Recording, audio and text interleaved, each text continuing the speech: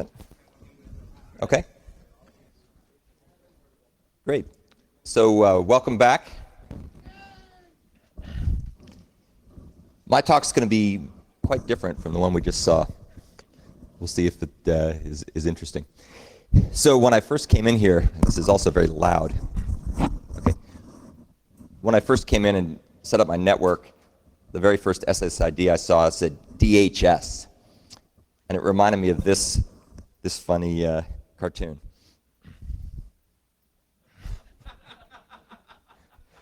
So I figured that might be a good thing for the topic. I'll have to remember that too when I go back home.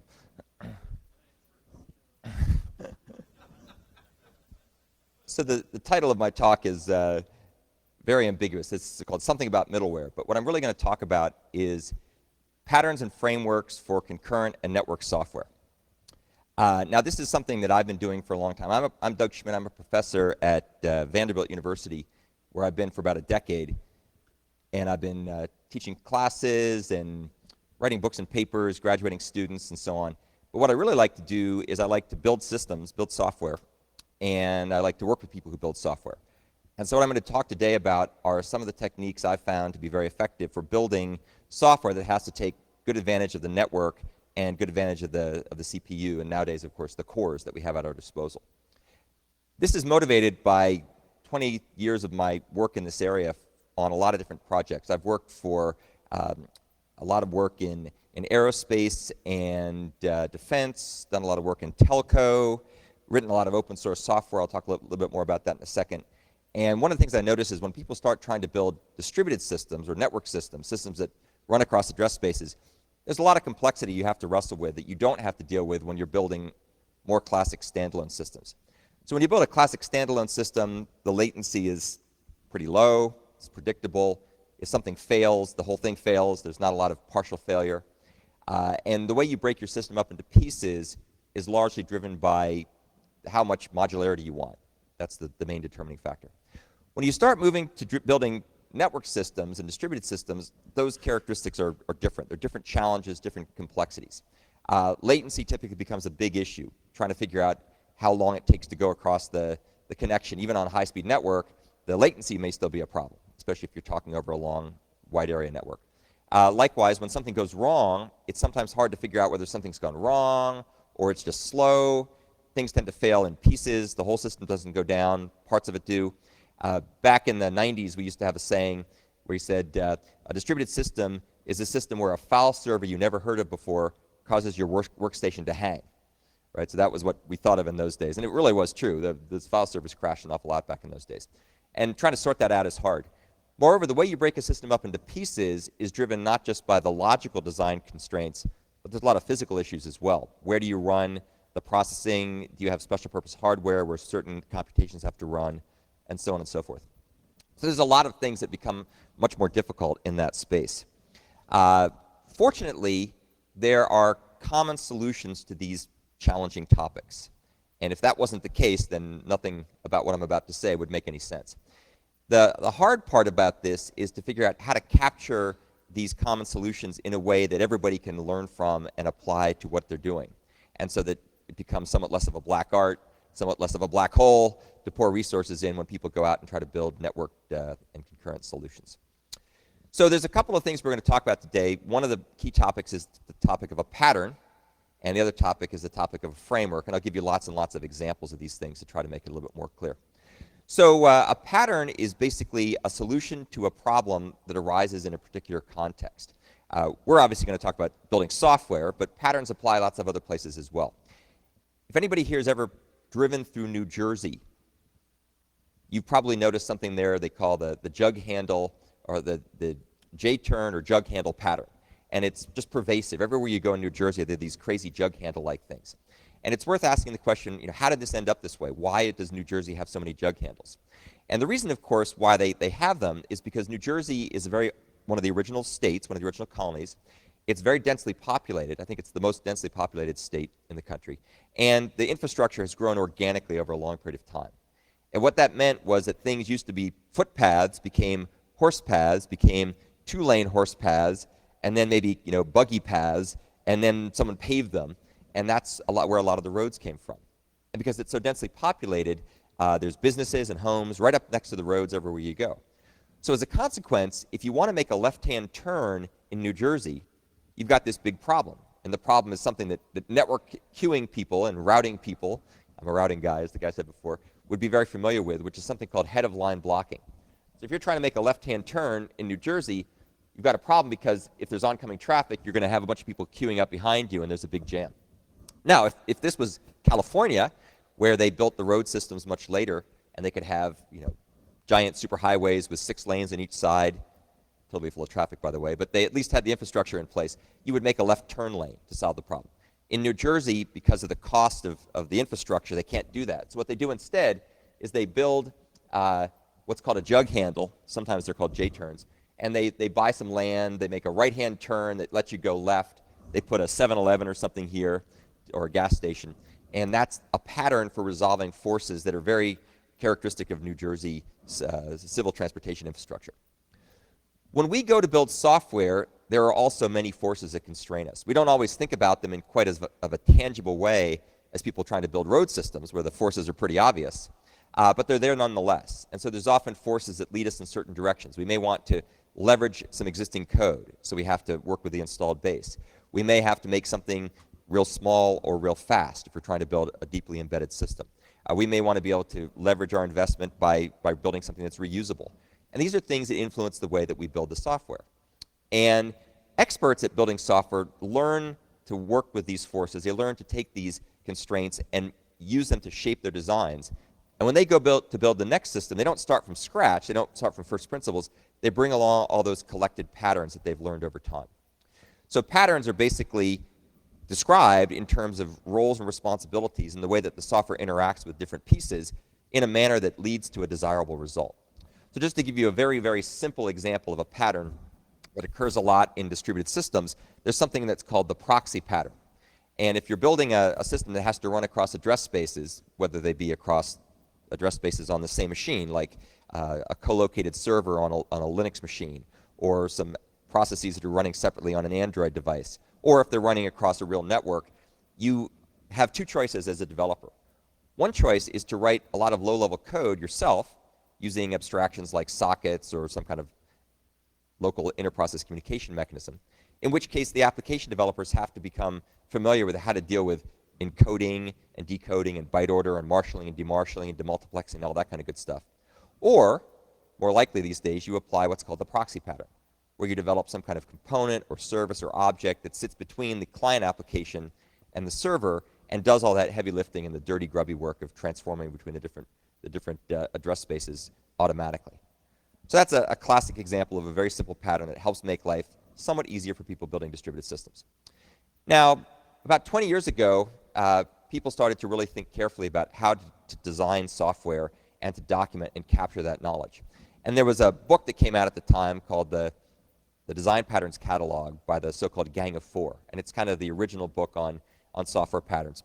And back in those days, people were doing a lot of work with user interfaces, maybe some data access kinds of things. Not the people doing patterns weren't really doing networking or concurrency and so on. And if you read that book, you'll learn a lot of good classic patterns, but you won't really learn how to write patterns that work effectively if you're trying to solve these other more modern problems, like how do you program for a multi-core machine, or how do you take advantage of a high-speed interconnect. So over the last 20 years, a lot more stuff has come along, and there's now quite a variety of literature to talk about these patterns for all kinds of other things besides just user interfaces. So I'm going to be focusing on some of the interesting patterns that arise when you build concurrent and network systems. As it turns out, however, the patterns just get you part of the way there. Patterns are great, as we'll see in a second, because they make it possible for people to learn a common vocabulary. It allows teams of software developers to communicate with each other in a more intuitive and meaningful way. It allows people to avoid a common problem we run into in software teams where people tend to get wedded to the programming language they use, which is important, but what's really important in the long run, especially for bigger, more complex systems, are the design techniques you apply. And patterns let us focus on design without getting wrapped up in the implementation details at the right point. So they're really valuable. However, patterns don't write the code. So patterns make you smarter, patterns make you more effective, patterns make you more fun at parties with your friends. Okay, maybe not. But they don't write the code. So we need something else. And that something else, which we'll also talk about a little bit, is something called frameworks.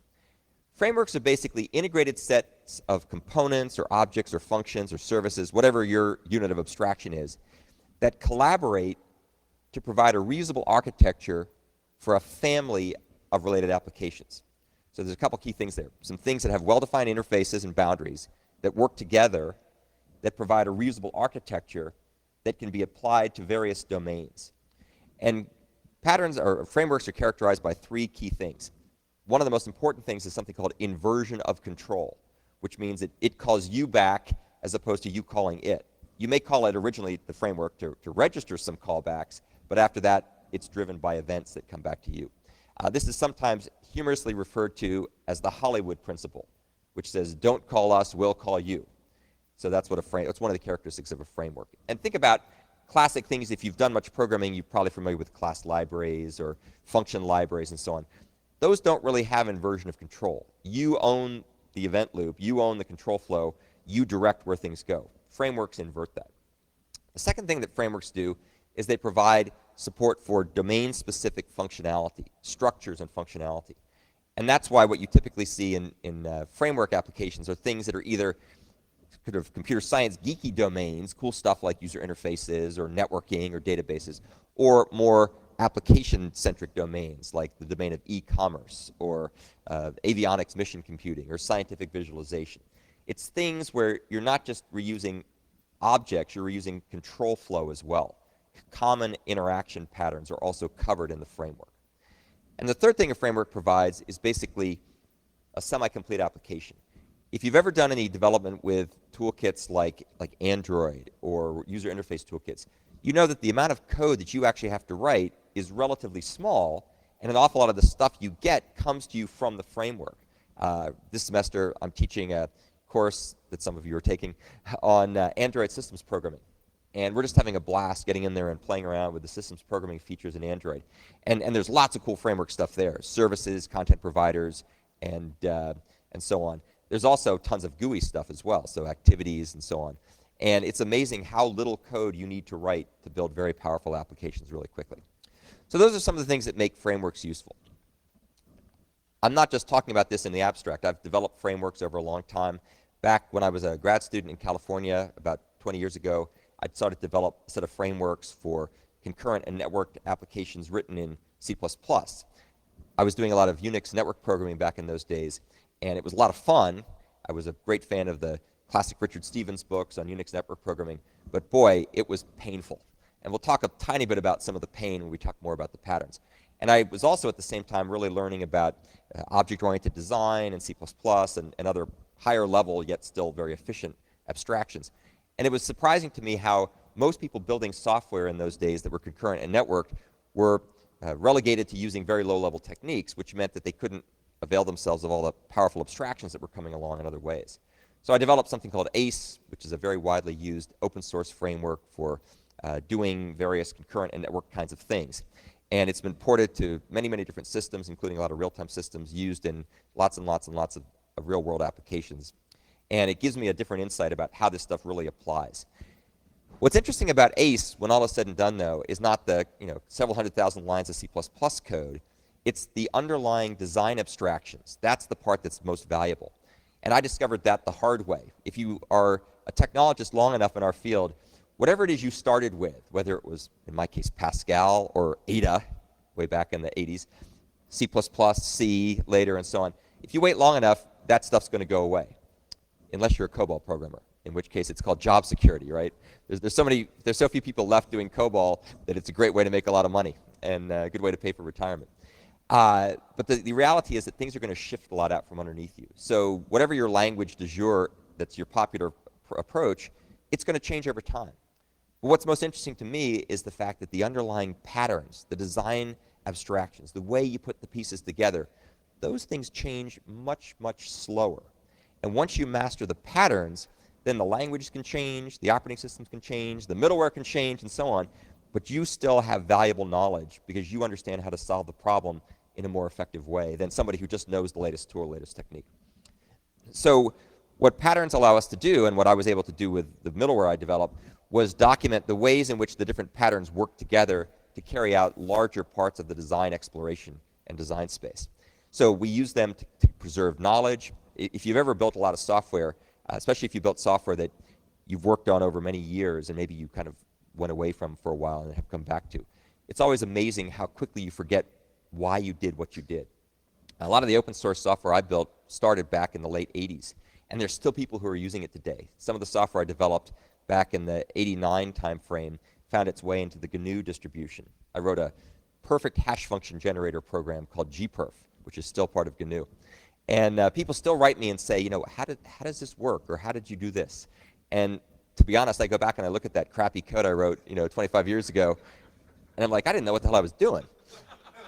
And that's not unusual, right? And even if you get better at it, you find yourself continually forgetting what you did. So what patterns help us to do, as we'll see in a second, is they help provide us with concepts that are easier to understand than the low-level code to guide us through the design. And they're especially useful if you're trying to learn somebody else's code. When we work with Android, technologies that were developed from the mid-90s onwards have a tendency to be very pattern-oriented. So Java, C#, very, very pattern-oriented. If you're a C++ developer, things like the STL, the standard template library, very, very pattern-oriented. And when you learn those things, if you're looking at the code for Android or other stuff that's come later, it's just a joy to look at, even though the code may be complex, because the patterns provide a structure to learning how the pieces fit together. So we're going to look at some of these patterns, and I'll give you some concrete examples.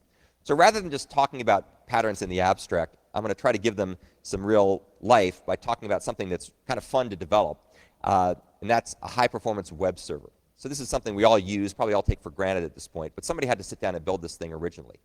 And when I was at Washington University as a professor back in the 90s, we were interested in trying to see if we could build high-performance servers using a pattern-oriented approach. And so the goal was to make them both very flexible and easy to understand and very portable, while at the same time also making them as efficient as we could. And that trade-off is something that the right knowledge of the right patterns can do very effectively. I'm not going to bore you with what a web server does. You all know what it does. You send various GET requests, and those things travel over TCP/IP. They're encapsulated in a very thin transfer protocol called HTTP, and that is just depending on which version it is, a very, very thin layer atop of TCP. And then, of course, there's a whole pile of things on the GUI side that send requests and parse the responses and so on. But the server side is where we're going to focus. So on the server side, you typically have three basic architectural abstractions in a web server. By the way, this applies for almost any server that deals with stuff from the outside world. You have an event dispatcher that gets the input from the network. You've got some kind of protocol handlers that do the processing for HTTP, 1.0, 1.1, other kinds of protocols you might have. And then there's some kind of super-duper file cache to try to speed the way you look up commonly accessed content. Those are the three main things you have. Now, what do you want to do with this stuff? Well, you probably want to make it robust. You want to make it so if somebody comes along and connects to your server and then never bothers to send you a GET request, it doesn't leak resources for very long. So you want to make it robust to sort of obvious kinds of attacks. You might also want to make it extensible. Once you build a server that works well, you can use it for lots of stuff, not just HTTP, as we'll see in a second. And you may also, of course, want to be able to leverage the latest and greatest in the hardware we have available to us. So you want to be able to take advantage of multi-core. You probably want to be able to take advantage of all the cool operating system support that's now in most modern operating systems to do high-performance web transfers, things like the transmit file capabilities in Windows, or some of the cool file transfer stuff that you have, send file capabilities you have in Linux, and so on. So how to do this? Well, first let's look a little bit more in the architecture, and then we'll see how patterns are going to help us out.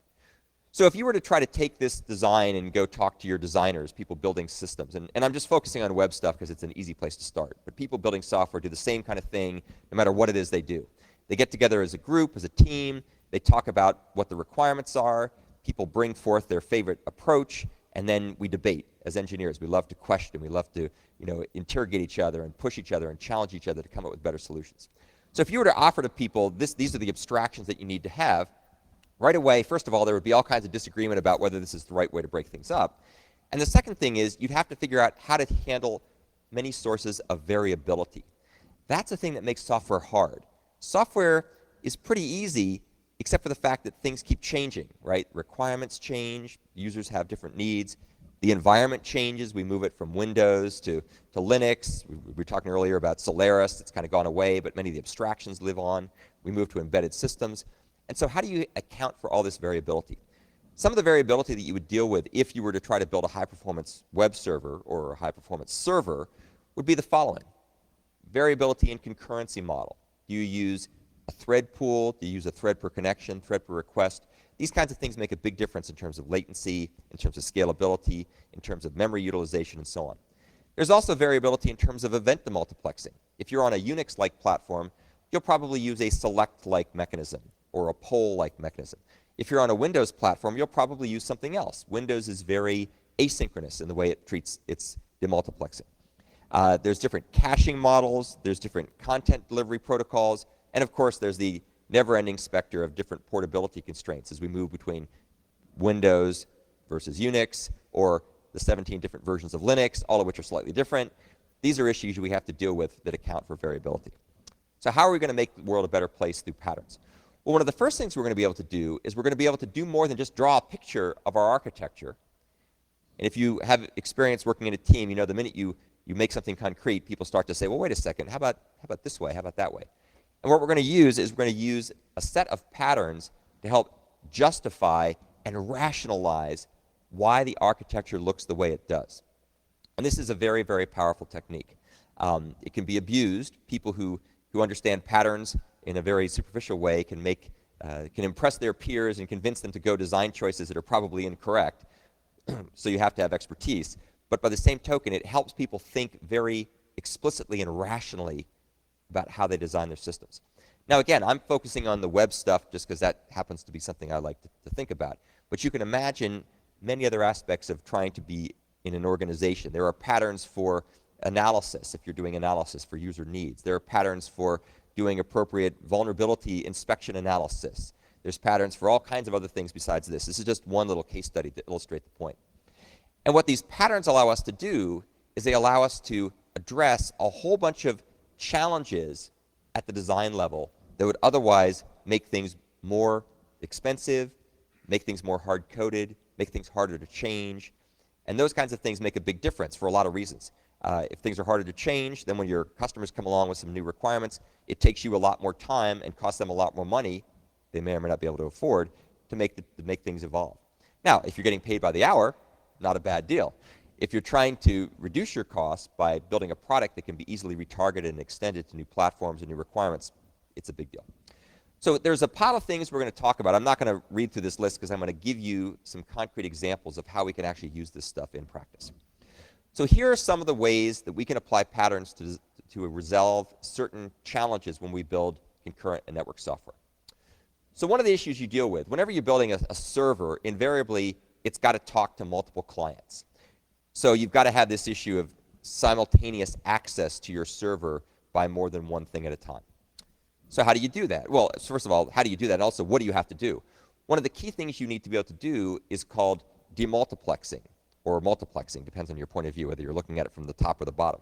And basically, this is about trying to keep track of who has sent you what information so that after you're done processing the request, you make sure it goes back to the appropriate client who sent it in the first place. So how do you do this? Well, if this was 1995, we would use select. And oddly enough, people still tend to use select. Select is a Unix systems programming abstraction. It's a function widely ported to VxWorks and Windows and most other platforms, which is why it's so widely used. And what it does is it lets a single thread of control wait for stuff to happen from multiple sources of input. And if you ever take a look at code written using select, and it's probably hard to see this, but it's ugly anyway, it typically looks like this. You set up a set of handles for things you want to listen for events on, like connection events and so on. You call select, you block, you wait for select to return. When select returns, it tells you what things have happened. And then you typically have some kind of loop or a bunch of low-level code that checks these bit masks that come back from select, figure out what happened, and then do stuff. You accept connections, you read and write data, and so on and so forth. And inevitably, when people program software like this, they have a tendency to tightly couple the event demultiplexing logic, the select part, with the protocol processing logic, the part that's reading and writing the data, with the actual application logic that's doing the real the real business logic. And if you ever take a look at the code that people write, and I go all the way back to the absolute Bibles in our field, the Richard Stevens books on Unix network programming and the Steve Rago book and stuff, you look at that code, it's very, very tightly coupled. And that's a problem, because the minute you want to change anything, everything breaks. I worked for a company in the early 90s in Silicon Valley that was doing online transaction processing, and we were using sockets and select. And for some God knows why reason, at that time, Sun came out and said, thou shalt move away from sockets and select and move towards this weird thing called TLI, which was the transport layer interface, and POL. And we'd written all of our code to use sockets and select. And we went through there and we gutted it and we used if-defs and just made a big mess.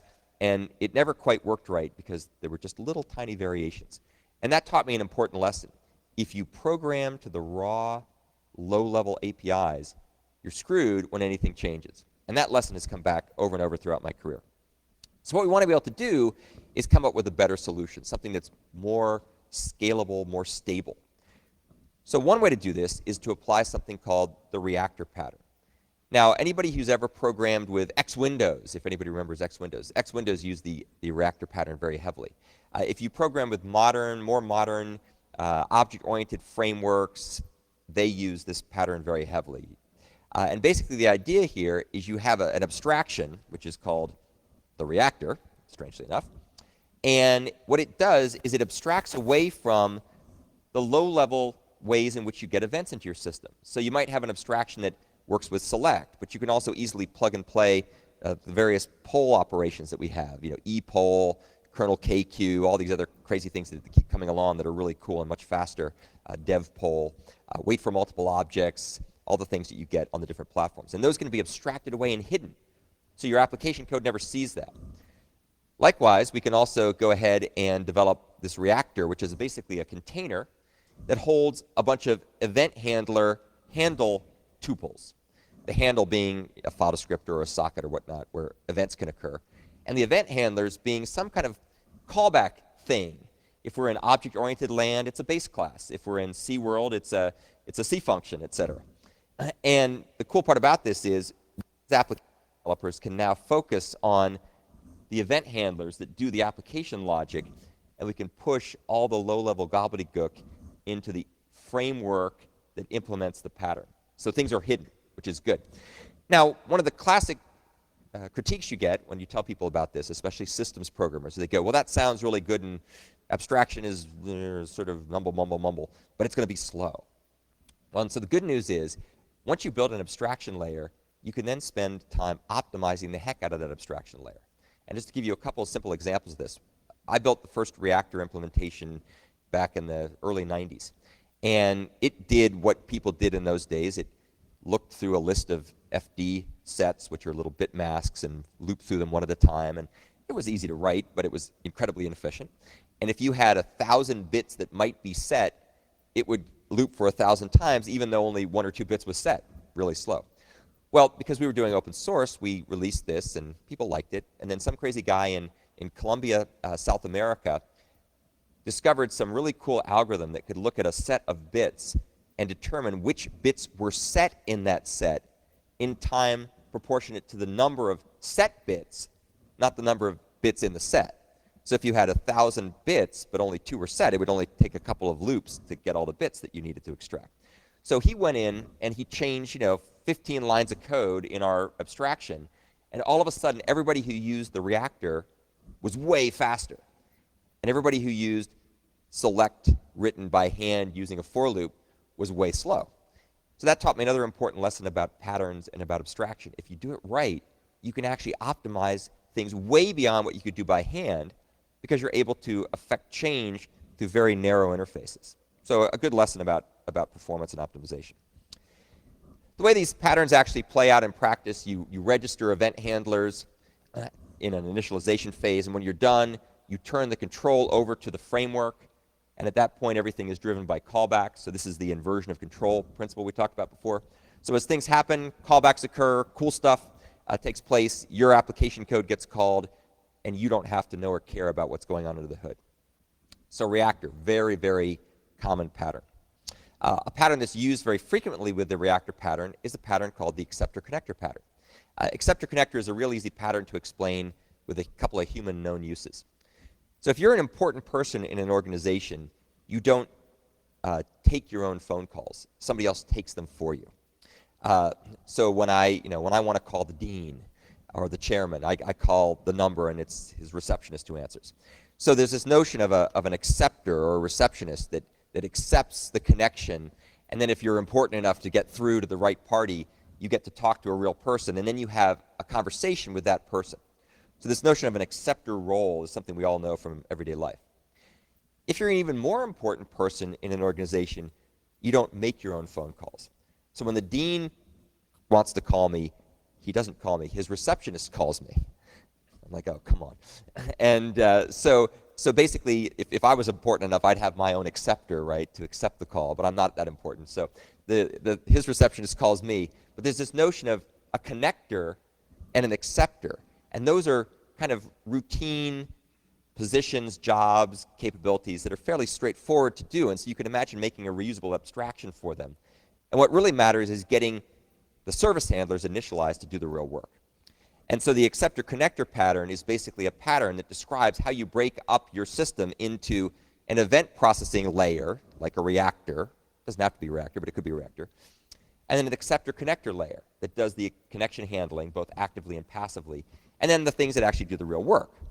So armed with these abstractions, it gets really easy to build sort of foolproof network systems because you're not programming at the socket level. You're not sitting there going, gosh, do I have a listen mode handle? Can I call read and write on this thing? Oh, my type system is really primitive because it's basically dealing with untyped pointers or ints. So these abstractions build you a little wall to hide yourself from complexity and mistakes. So armed with this couple of patterns, reactor and acceptor connector, we can now start to build a very simple web server that you can put together almost in no time at all, especially if you have a framework that implements these patterns. So the patterns give you the design, the framework gives you the code. So we could develop things so we would have an HTTP acceptor and an HTTP handler. This would be the only code that would be anywhere specific to our web server, and everything else gets inherited and reused and managed by abstractions that we got from someplace else, either from a design point of view or an implementation point of view. Here's a little picture that shows how this all works, just to illustrate this, and this will become important when we start talking about concurrency, because you'll see how we can start adding concurrency to the solution to make it more scalable without breaking the architecture, which is another really key benefit of a pattern-oriented view. The architecture comes first, and then the implementation follows from that. By the way, I should mention that you have to have a lot of implementation expertise to get to the point where you can have your architecture drive things, that the architecture doesn't just fall off the turnip truck. So in this model, you register your acceptor with a reactor, and when a client connects, that does a callback to the acceptor, which creates a handler, which itself registers itself back to the reactor. And then when data actually shows up, then the reactor calls back to the handler. It opens up the file, or it looks in a cache, however that's done, and then it sends that data back to the client. Okay, so far so good. You can build a functional web server using acceptor, connector, and reactor in pretty much no time flat if you have a framework that implements that stuff. But there's some problems, right? One of the big problems you're going to run into very quickly is scalability. Obviously, there's two issues. Number one, if you have a fast server talking to a slow client, and the server is single-threaded, and the network connection pipe gets full. Won't get into the details of how that works, but TCP has a window flow control mechanism that says to the sender, hey, stop sending, you're talking too fast, I can't keep up. You're going to cause your server to block, which is a bad thing. It means you're massively underutilizing your capabilities. And of course, when you start having hundreds of thousands of clients, it makes no sense to have one thread, right? So that's not going to scale. So what can we do to make things effective? Well, once again, patterns to the rescue. So it turns out there's a couple of different ways to solve this problem using pattern-oriented approach. And without getting wrapped up in the details, I want to give you more the design perspective. So you're an architect, you're a designer, you're trying to build a high-performance system, you've got things, basic functionality working, you try to run it in practice, it doesn't scale. What do?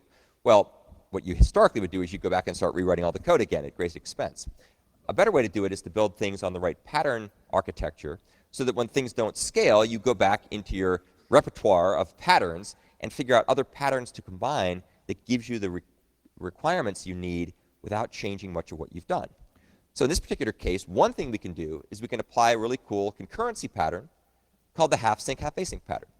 Now, anybody here who's got background in operating systems, especially more traditional operating systems like the BSD Unix family, you remember back in the day, you had a kernel that was not multi-threaded, it was interrupt-driven, and then you had user-level abstractions that were multi-processed, right? A process was the abstraction you had in those days. And if you look carefully at the way that those kernels were constructed, or those systems were constructed, the OS never blocked. It was asynchronous, driven by callbacks. And then you had application processes that could afford to block. Well, that was a pattern, and it was done that way for a very particular set of reasons. It was much more efficient to implement the kernel with interrupts, but for God's sake, most people can't program like that. The kernel programmers can. Dennis Ritchie can program that. Nobody else can. Bill Joy can program that.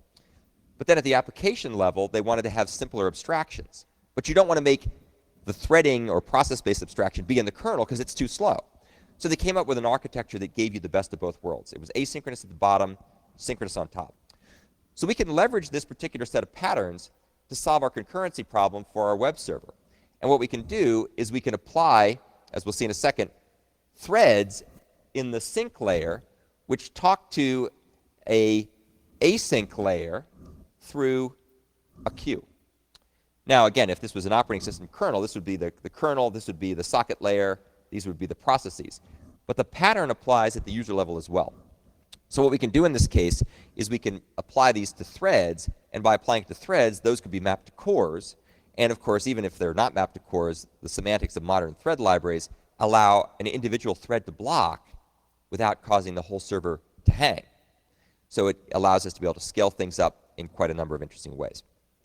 So the way this pattern works, you have some external event occur, like an incoming request, and that, through some kind of interrupt or other non-blocking mechanism, informs the async service layer. It does some amount of work, but doesn't block, plops the request into a queue, and then goes back to waiting for the next round of things to be done. And then at some point, the synchronous layer is notified that there's work for it in the queue. It wakes up and grabs the event out of the queue and processes it.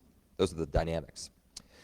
So we can apply this pattern to our web server to make it multi-threaded quite easily. In fact, we can leverage all the stuff we already had there.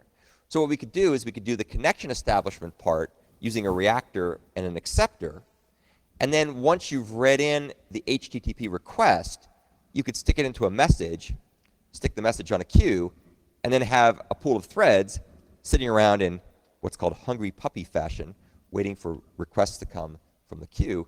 And one of those threads would get to pull the message out and do the processing.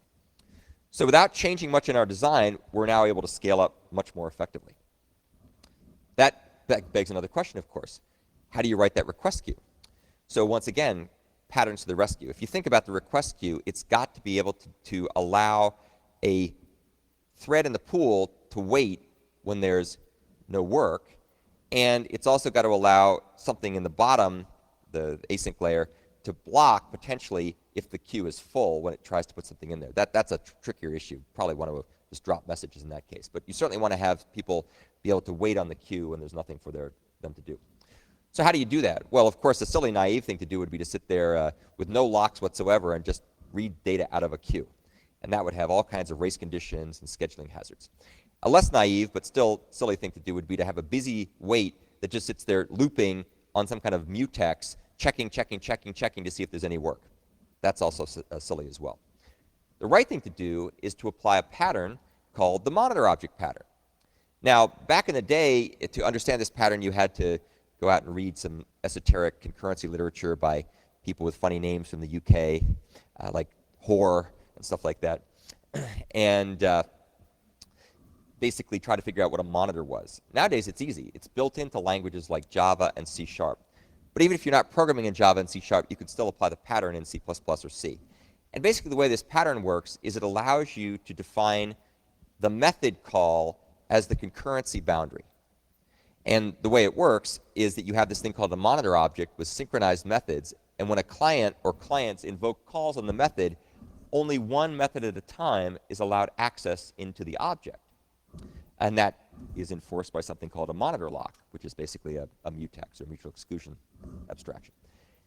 If it turns out, for whatever reason, that you can't get all your work done without blocking, you can use something called a condition, or a monitor condition, to put yourself to sleep and let somebody else do the work. So by using these abstractions, you can use objects as a unit of concurrency. You can protect access by the monitor lock, and you can schedule the interactions between threads by using conditions. And I'm not going to bore you to death by explaining this diagram in great detail, but it's really cool how this works. And once you kind of get it, it's really, really easy to build concurrent applications that use objects as the way of communicating. So we can go back here, and we can use the monitor object to implement synchronized request queue. And then when stuff comes up from the reactive layer, it gets plopped into the queue, and then one of the threads in the layer up here, the concurrency layer, goes ahead and pulls things off the queue. Another way to look at that, by the way, yet another good example of the power of patterns, is we can end up with what's called an active object pattern on top of a reactor pattern. So one way to implement half sync, half async is with active objects and reactors. I won't go into detail about that right now, but the key point there is that patterns often work best when they're composed together to form longer sequences of patterns. So just to take a step back, what I've shown you so far is by using a sequence of patterns in combination, reactor, acceptor, connector, half sync, half async, monitor, object, and so on, we can start to put together a scalable and efficient web server or server without having to think too hard about it. The design issues really kind of program themselves, especially if you have the code that does this. Well, this works pretty well, and a lot of web servers are built like this, a very, very, very common technique people use, but it's not necessarily the most optimized way to do things. Sometimes that matters, sometimes it doesn't.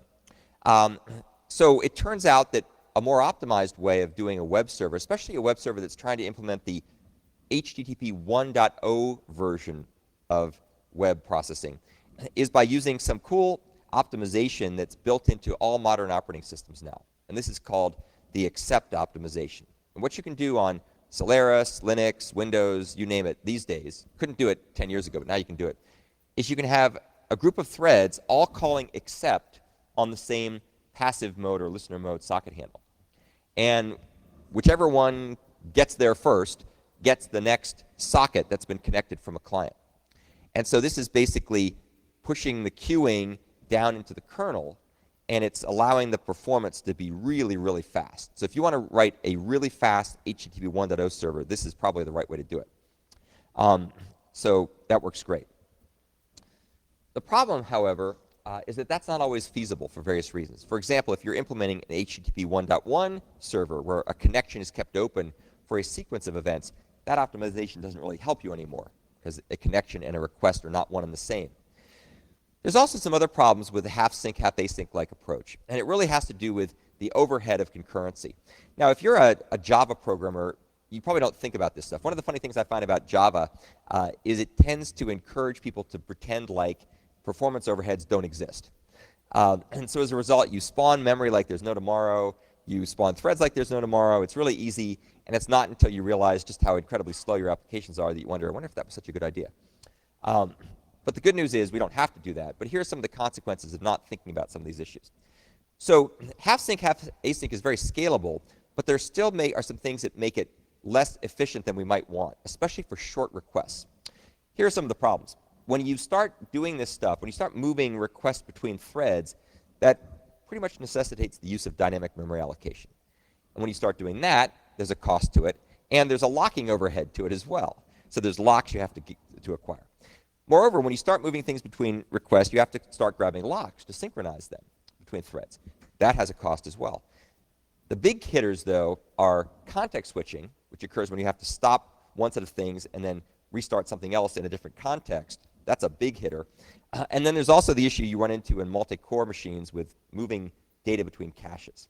So it may turn out that even though this solution will scale, the latency will be reasonably high because of these overheads from concurrency.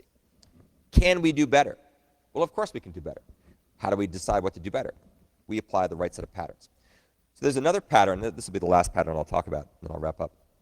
Something called the leader-followers pattern.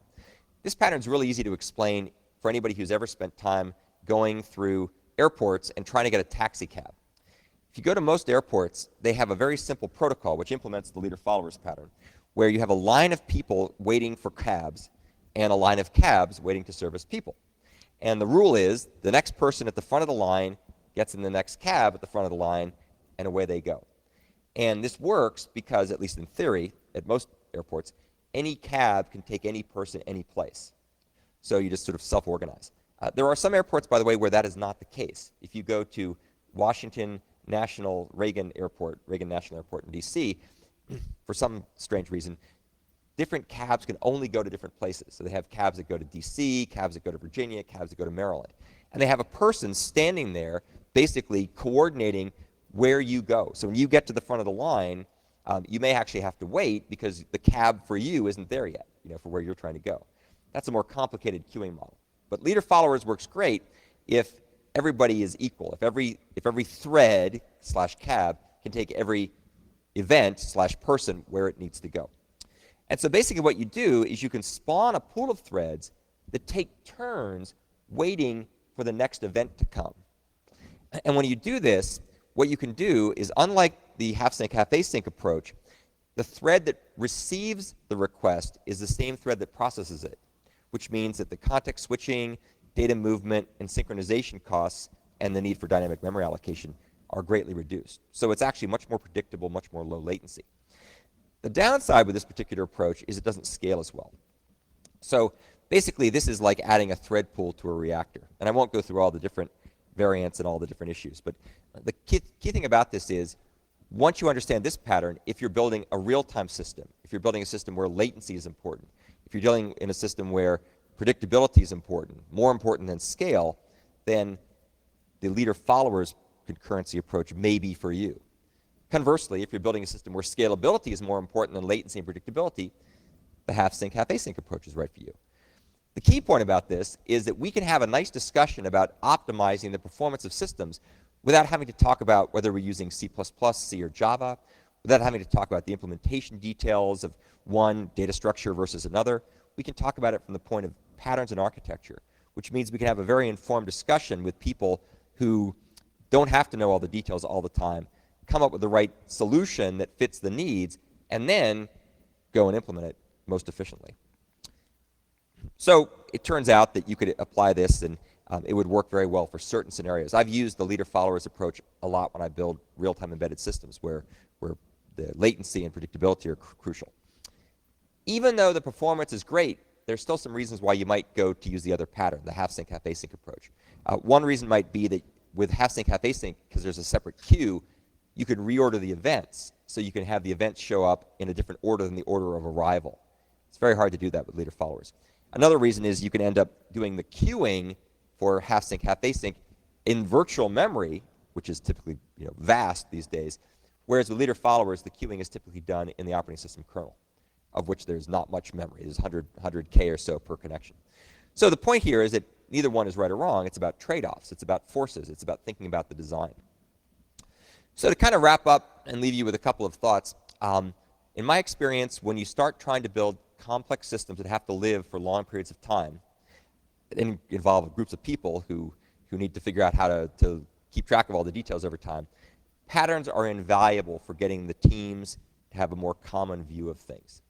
And once you have a team that starts to learn the vocabulary, you can be much more effective in design reviews, code inspections, bull sessions about trying to figure out what you're doing. But that's not enough. You've got to go further. So frameworks provide you with the implementation of these patterns. Most frameworks these days are off the shelf. If you're a Java programmer, you are a consumer of a vast number of frameworks, or an Android programmer, lots and lots of stuff. If you're an ACE user, lots of stuff out there. And middleware, since this was nominally something about middleware, middleware is basically the codification of patterns and frameworks within a standard set of interfaces that are going to kind of shave off some of the sharp edges of the frameworks. Frameworks give you tremendous power, but they're somewhat complicated to learn and build. So middleware is what really makes it easier to use. And the great thing is nowadays there's tremendous feedback going on here. The reason I mentioned Java before as a great example of pattern-oriented solutions is because Java was really being developed around the time that patterns were really spinning off, mid-90s. So all the people who did Java and Java class libraries and Java virtual machines and Java frameworks were using the patterns. And so you'll see, decorator, observer, proxy, all over the place in those technologies. And some of the stuff that we have done over time with the patterns that we've worked on have also found their way into those systems. So other stuff, if you're interested in this kind of technology, I've written a whole pile of books, and there's also lots of stuff on my website at Vanderbilt that will give you pointers to papers and source code and lots of other stuff in this space, much of which is being very widely used.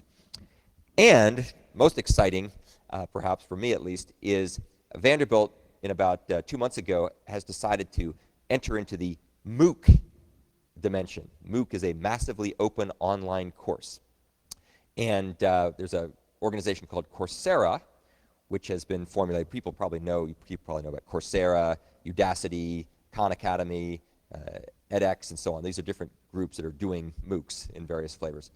And Vanderbilt's a part of the MOOC wave, and I was selected to be one of the first 5 professors at Vanderbilt to give a course on Coursera. And it's, well, you can't quite see it. If you go to my website, you'll see it. It's called Pattern-Oriented Software Architectures for Concurrent and Network Software. And it's going to start in about 3 months, February 4th. It'll be 6 hours long, or six weeks long, about 2 hours a week, all through the web. You can watch the videos. There'll be little pop-up quizzes and assignments that you can follow along with. And so something cool has happened. So I've been teaching courses now for about 20 years, maybe 50 students a year, so that's about 1,000 students over 20 years. It's been about 6 weeks since they announced this. I have 12,000 people signed up so far. So I would have to teach I'd have to teach students for 1,000 years at Vanderbilt to teach that many students. And I bet by the time the course actually starts, it'll probably be more like 30 to 50,000 students. So that's unbelievable, right? The amount of people you can reach and the way you can teach them is just phenomenal. So it's going to be a lot of fun. We're going to try a whole bunch of new techniques with automated grading of programming assignments and other kinds of things, which should be kind of an interesting experiment from the point of view of how do you secure your network, right? You don't want people hacking in there. And it also gives us a chance to rethink the way we teach courses at Vanderbilt, because we're going to use all this material when we do the face-to-face courses to help make the students more involved and more interactive. So I encourage you to take a look. If you have any questions, feel free to drop me a line. I'll be happy to tell you more about that. Yes, sir. Yeah.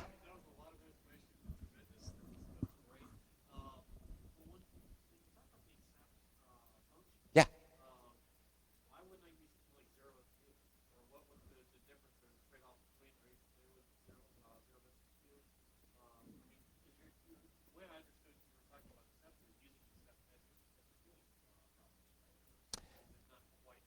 So what I would describe there was an incredibly low-level hack, right? So what you do there is the kernel, the operating system kernel, manages a queue of pending connections that have been completed and are ready to be accepted, right? And so you can have a pool of threads in the application all calling accept on the passive mode handle. And accept, as I'm sure you know, is a factory that returns to you a new connected handle, right? New connected socket descriptor. And so what you do is each thread in the pool calls accept all at the same time, and the queue gives each of the different threads a different connected socket. And then they go ahead and do read and write. So they kind of morph from being an acceptor thread to being a read-write thread. Well, the queue, you're right, absolutely right. The queuing, not the queue, the queuing is done in the kernel at the socket layer. So the half-sync, half-async thing, which I think was maybe where you're headed with this, that's building a queue, a real queue, a user-level queue, a middleware-level queue, on top of the kernel-level queues. Because, of course, sockets are queues, of course, but they're kind of out of your control, and they're very small, which is why you have flow control. And so you can build your own queue on top of that, where you could make that as big as the virtual memory you wanted to allocate. Yeah. And, of course, middleware, all the middleware that layers on top of this stuff uses that somewhere down in the bowels of the middleware.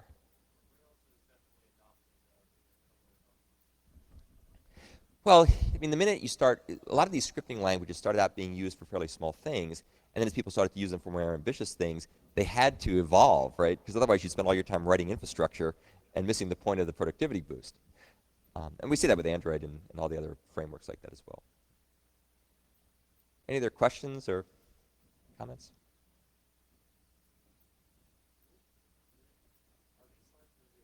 Yeah. I'll be happy to send the slides or leave them. I can put them on a thumb disk. But you can set.